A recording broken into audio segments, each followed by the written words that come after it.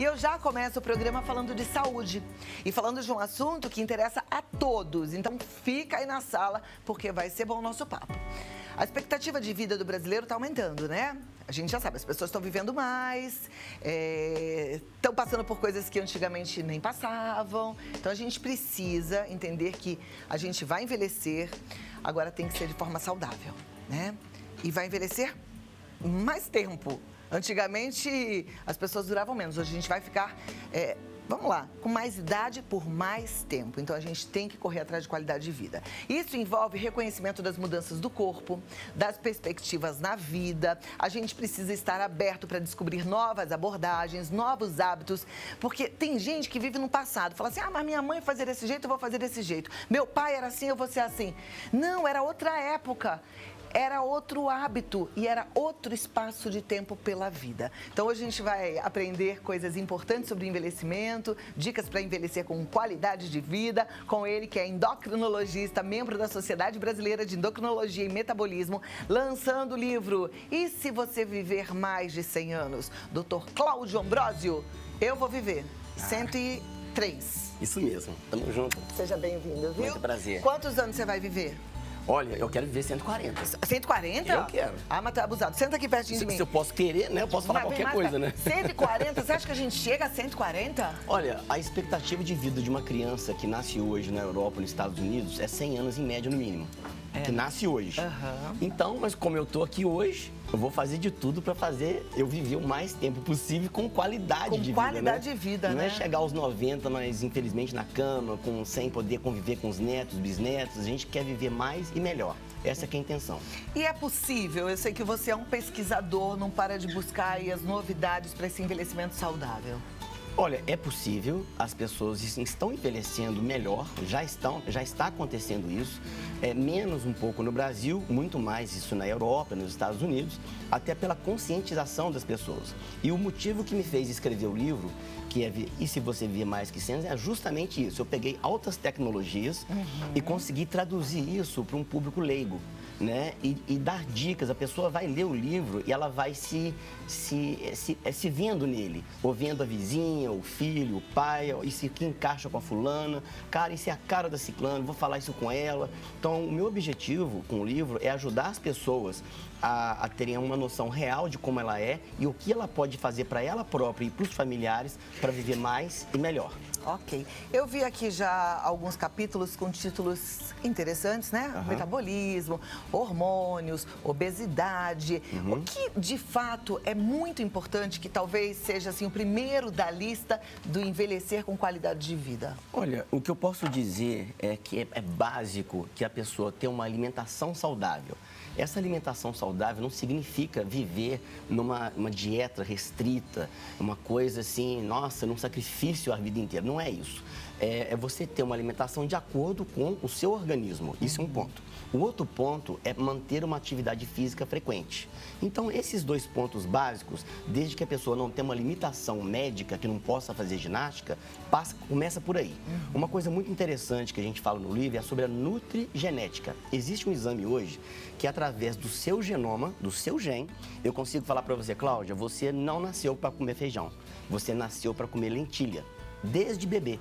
E esse exame, se você fizer enquanto bebê, quando você tiver seus 130 anos, tem a mesma validade. Então, você consegue, além de outras coisas, você se alimentar de uma forma adequada com aquilo que o seu organismo mais quer. E não com aquilo que você gosta necessariamente de comer. Então, a gente consegue aprofundar mais ainda essa parte alimentar, aprofundar mais ainda a parte de atividade física. E com isso, a gente previne uma série de fatores que vai fazer com que a pessoa tenha doenças que hoje, às vezes, aparecem às vezes até precocemente, muitas pessoas, aparecer isso lá mais adiante, mesmo assim, muito mais bem controlada. Muito bem. Quando você fala desse exame, eu sei que é um exame que não é acessível a toda a população, provavelmente não tem no SUS, né? As pessoas que estão em casa falam assim, eu nunca vou poder fazer esse exame porque é muito caro. O corpo dá sinais de que a gente está comendo alguma coisa que não está fazendo bem? Dá sinais. Como eu sou membro também da Sociedade de Alergia e Imunopatologia, a gente pode falar em vários aspectos nutricionais. A gente pode falar sobre a qualidade daquilo que você ingere, a gente pode falar sobre como o seu corpo reage com aquilo que você ingere e a gente pode falar se você ingeriu aquilo que o corpo queria. Então, são vários níveis diferentes. Por exemplo, eu tenho atletas de alta performance que fazem suplementação nano, vamos dizer assim, que é uma suplementação bastante eficaz e mais cara. Porém, uma pessoa que faz uma academia 3, 4 vezes por semana e quer só se manter bem, não precisa de uma suplementação nesse nível.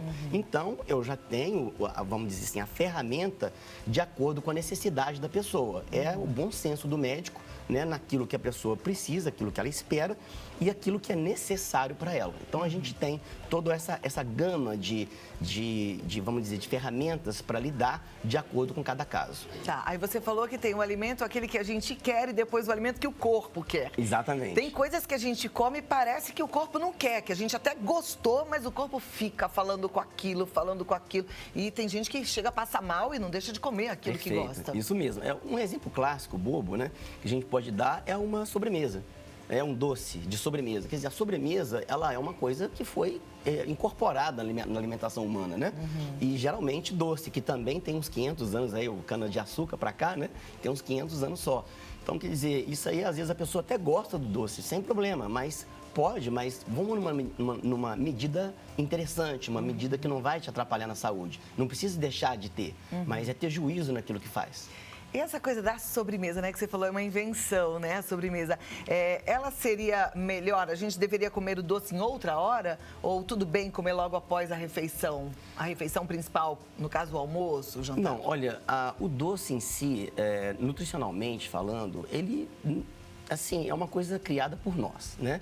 O corpo humano não precisa de ter o açúcar refinado para poder funcionar bem, né? Então, a partir desse princípio, a gente pode considerar que o que for doce realmente já é um excessozinho. Mas você pode compensar isso de várias outras formas. Então, a gente precisa entender o estilo de vida da pessoa, a idade da pessoa, se tem uma comorbidade, uma outra doença junto, que ela já toma algum remédio. Então, essa avaliação, ela é bem precisa e personalizada. Ela dá para fazer, a gente já faz isso no consultório, só que é uma coisa muito individualizada e eu dependo de informações para poder adequar para aquela pessoa o melhor tipo de atividade física, nível de atividade física, frequência, suplementação, alimentação, se precisa ou não de alguma medicação associada àquela outra que ela já esteja, por exemplo, para pressão alta ou tireoide. Então, a gente tem que fazer uma coisa bem... Eu falo que é uma impressão digital. Cada pessoa é uma impressão digital, é única. E eu trato meus pacientes como únicos para cada vez que eles vão lá. Isso é maravilhoso. Então, assim, a alimentação, pelo que eu estou entendendo, pode comer de tudo um pouco, com moderação, mas é bom consultar um especialista. Vamos passar para um outro fator importante para o envelhecimento com qualidade. Seria atividade física. Atividade física, tá bem. né? A atividade física, tem muitas pessoas que gostam da caminhada. Só que tem pessoas que caminham passeando. Não é? Então, não é um passeio. Quando a gente pede para a pessoa uma caminhada, a gente espera que... Eu brinco com os pacientes, olha, faz de conta que está atrasado para pegar o ônibus. Né? Tem que ser acelerado. Tem que aumentar a frequência cardíaca. Então, é de baixo impacto, mas mesmo assim precisa ter algum grau de esforço. Agora, outras pessoas podem até caminhar com o intuito, assim, de esparecer a cabeça, de relaxar. Aí tudo bem. Já uma outra situação que a pessoa quer só aliviar a cabeça. Agora, se você está falando de uma atividade física realmente para poder melhorar a saúde e fazer tudo o que a gente gostaria de fazer, tem que ser um pouco mais acelerado no caso da caminhada. Mas tem pacientes que já fazem, e é outro nível de paciente, e a gente tem pacientes básicos no nível de atividade, até nível de atividade mais impactante, vamos dizer assim, mas a gente tem todo um controle sobre isso para não deixar que isso prejudique também no futuro. Por exemplo, uma pessoa que faz muito atividade de impacto, aí no futuro ter lesão, por exemplo, de coluna, joelho. Que acontece muitas vezes, né? Isso, e eu cuido muito disso. Eu dou uns puxãozinhos de orelha quando precisa, entendeu? Eu sou daquelas que eu amo, assim, amo pedalar, daí agora o joelho já chora um pouquinho, adoro fazer minha escada, aí o joelho reclama. Aí esses dias eu peguei bem forte na musculação, machuquei a cervical. E aí eu já tô entendendo que o corpo dá sinais, né? E a gente precisa ficar bem atento em relação a isso. A gente não pode ser negligente. Tô falando isso pra mim também, viu? E aí já vale pra você. Então, vamos lá. A gente falou de alimentação, a gente falou de exercício físico. O sono faz diferença? Total. O sono, eu chamaria ele de marcador. Marcador é quando é uma coisa tão determinante que ele pode influenciar em vários aspectos da saúde, né? Principalmente hormonal, porque o seu corpo, ele se recupera do dia que você teve, até a sua memória, inclusive, ela é montada durante o sono. Se você não tem um sono com uma qualidade, você não vai ser 100% de você mesmo, né? Então, o sono é um marcador importante. E se você não tiver um sono de qualidade, isso pode impactar não só na parte emocional, como somatizar, ou seja, transformar isso em alguma coisa orgânica mesmo. A pessoa sentir algum mal, né, como uma gastrite e várias outras doenças que a gente conhece, que são a somatização do emocional da pessoa. Agora, doutor, a gente dorme muito bem, normalmente, até uma fase da vida, né? Aham. As mulheres, quando elas entram na menopausa, elas têm muito, mesmo no climatério, que é um pouco antes da menopausa, elas já têm muito problema com sono, já têm muita insônia. E os homens também começam a desenvolver uma insônia quando vão envelhecendo. E aí, tem jeito para isso? Tem como melhorar? Tem. Porque eu também sei que os remédios que são indutores do sono, que são remédios que fazem as pessoas dormirem, afetam de forma negativa a memória, a qualidade de vida como um todo, não é? Não, tem razão. Sim, você tem razão naquilo que você disse. Porém, a medicação para induzir ao sono, ou para um ansiolítico, ou um hipnótico, seja qual classificação for, não é o único recurso que nós temos para ajudar no sono da pessoa, né? Às vezes, a gente consegue identificar que a pessoa tem um problema orgânico, por exemplo, ou algum problema social, que aí passa pela psicologia. Por isso que no livro tem um capítulo que é muito interessante, que eu fiz um neologismo, que chama Psico, Neuro, Imuno, Endocrinologia. Eu associei as 4 coisas e tentei explicar. O que eu tentei explicar com palavras simples? Às vezes você ouve assim, nossa, aquela pessoa morreu de tristeza. Mas qual é a explicação de uma pessoa morrer de tristeza? Às vezes, uma pessoa de idade mais avançada, de 80 e poucos, ficou casada há 60 anos com determinada pessoa. E depois de pouco tempo, falece também. Mas qual a explicação biológica para essa influência emocional afetar tanto uma pessoa e fazer ela, por exemplo, falecer por uma depressão causada por uma perda de ente querido? Então, nesse capítulo, eu tento mostrar para as pessoas que o organismo é uma coisa só, é única. Se você tem uma engrenagem aqui desregulada, ela vai desregular uma outra casa, entendeu? Então, essa psico, neuro, imuno, endocrinologia, eu relaciono várias áreas importantes da medicina, mas que se associam e se juntam e fazem o ser humano ser o ser humano. Então a gente tem que se ajudar, viu? Em todos os lados, né? Por isso que eu falo, é importante você fazer amigos, abrir espaço na sua agenda, fazer novos amigos, sabe? Aquela coisa de dar bom dia, boa tarde no elevador, socializar. Isso aí. Fazer um trabalho social que acaba fazendo amizade, Exatamente. né? Não ficar só, porque a gente tem que escolher ser feliz ou não. Perfeito. Um bom exemplo disso é um esporte coletivo, por exemplo. Ótimo. Né? Você pratica o esporte e está socializando ao mesmo tempo. Maravilha. Ela diz assim, boa tarde, Cláudia, sou Elisandra de Araçatuba. Tenho artrose bem avançada, estou proibida pelos médicos de fazer atividades físicas, pelo menos neste momento. Somente com mudanças na alimentação é possível ter uma maior expectativa de vida? Não, somente com a alimentação é parte da solução. É parte da solução. Mas só a alimentação não é tudo. Em relação ao que você disse sobre a artrose, é bom você trocar uma ideia com um colega, porque pode ser que ele te libere para uma hidroginástica, uma natação, porque como você está na água, você fica mais leve. Aí a pressão na sua fica menor, né, nos ossos e nas articulações, e às vezes pode ser que você possa fazer uma natação e uma hidroginástica sem problema nenhum. Isso é uma coisa que você pode trocar uma ideia com ele. Muito bem. Eu vi aqui um dos capítulos do livro fala sobre hormônios, né? E eu me lembrei de uma frase antiga que fala assim, que a gente não envelhece porque os hormônios caem. Os hormônios caem e a gente envelhece. Isso sugere uma reposição hormonal. Isso. Mas não é todo mundo que pode fazer, ou todo mundo pode? Não, como tudo na medicina, nada é 100%, né? Então a gente precisa avaliar o paciente. Vou te dar um exemplo clássico, por exemplo. Tem muitas pessoas que passam pela menopausa sem sentir nada. Então, a princípio, essa pessoa não precisa se tratar, porque ela não está sentindo o mal-estar da menopausa. Outras pessoas passam pela menopausa com mais sintomas. Então, essa pessoa tem uma indicação muito maior a se tratar. Agora, é verdade que as pessoas que conseguem passar pela menopausa, as mulheres, sendo controladas por um colega médico, ela vai se preparar para a terceira idade melhor, entendeu? Então, ela pode se preparar não necessariamente só usando um hormônio, por exemplo, de reposição. Ela pode se preparar com outros recursos terapêuticos, outros cuidados, cuidando daquela fase da vida, mas pensando já lá na frente. Então, isso aí é a medicina preventiva. Eu acho que é nisso que nós, brasileiros, precisamos focar mais, porque nós, brasileiros, ainda mais as pessoas, assim, menos... eu só tomo remédio em último caso. Eu só tomo quando não tem mais jeito. Isso já passou.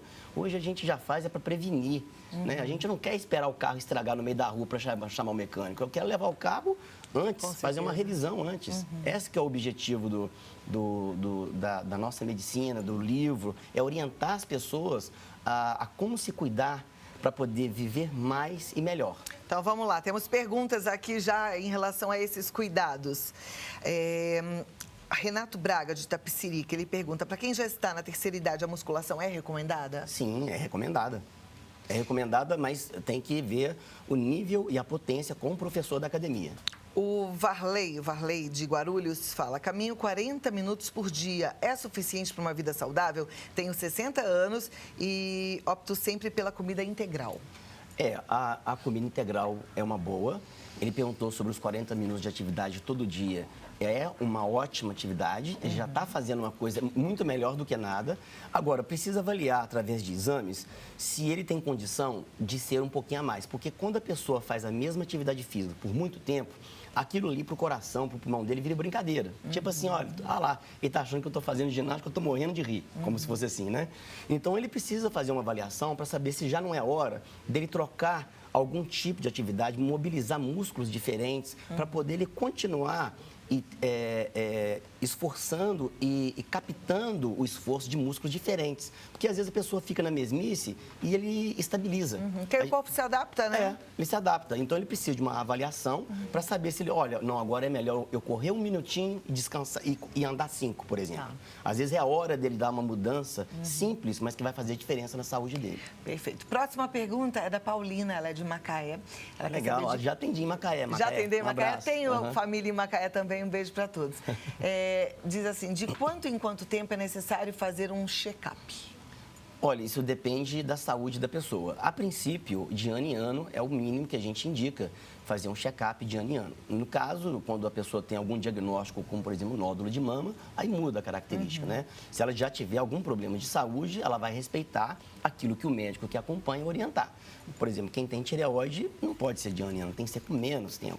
Porque a tireoide, ela oscila muito e tal, então a gente tem que estar ali cuidando do paciente, a gente vira uma babá, a gente vira tireoide do paciente. Tem problema na tireoide, né? Isso. Ou hipotireoidismo. Isso, então esse tempo de check-up, numa pessoa que não tem nada, de ano em ano é o suficiente. Mas tendo alguma coisa, é melhor respeitar a orientação do médico que acompanha. Maravilha. Olha, eu sei que tem mais dúvidas, tem mais assunto, então o Dr. Cláudio volta em outra oportunidade. Importante você procurar o livro e se você viver mais de 100 anos e a gente ter a consciência de que a gente vai envelhecer, os jovens pensam que vão durar para sempre daquele jeitinho, jovem para sempre seria ótimo, mas dá pra gente ficar com muita qualidade de vida apesar da maturidade. Então, leia o livro e obedeça o que está escrito aqui, né? Porque conhecimento a gente tem de sobra, o importante é a gente fazer, colocar em prática. Colocar em prática. Doutor, muito obrigada. Ele está no site www.claudioambrosio.com.br e siga no Instagram, Dr. Cláudio Ambrosio. Isso. E até a próxima. Foi um prazer te receber. Prazer. Obrigada, viu? Nada. Prazer. Igualmente, tudo de bom.